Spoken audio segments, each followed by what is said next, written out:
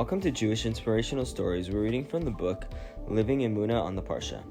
In the best of hands. At the end of the Parsha Devarim, Moshe told the Jewish people, "You shall not fear them, for Hashem your God, he shall wage war for you." And when they initially went to conquer the land of Israel, the Jewish people cried in fear that the inhabitants were too strong. Moshe told them, "Yet in this matter, you do not believe in Hashem, your God." Hashem wanted the Jews to trust him. Although they were the ones physically going out to the battlefield, it was actually Hashem who would be fighting.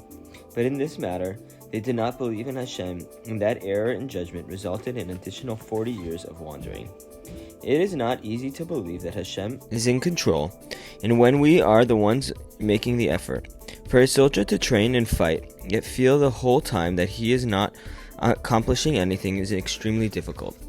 When Bnei Yisrael fought Midian, the pasuk says, 1,000 from a tribe, 1,000 from a tribe. The Midrash understands this to mean that 2,000 people went from each tribe, 1,000 to fight and 1,000 to pray for their success.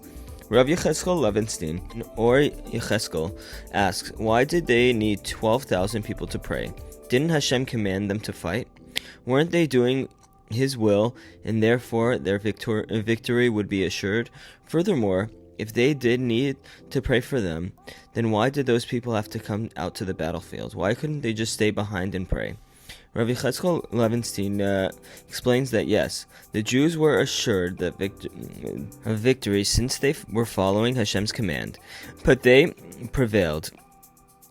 But as they prevailed, they would begin to think, my strength and the might of my hand have made all this wealth for me.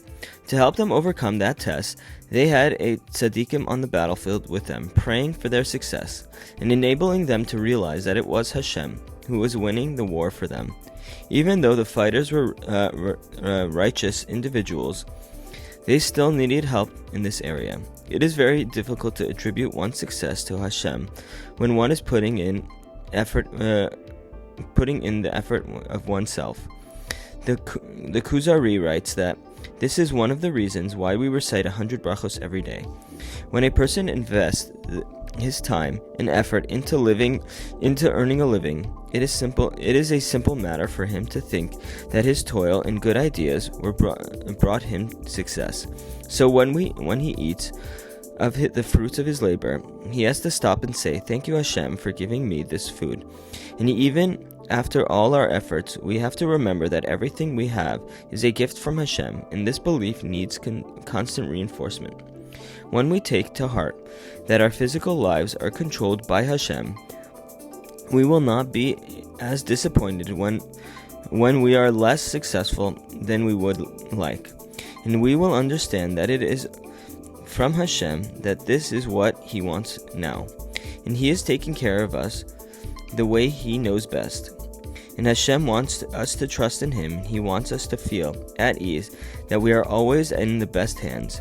And when we do that, we will be helping ourselves both mentally and spiritually. Thanks and Shabbat Shalom.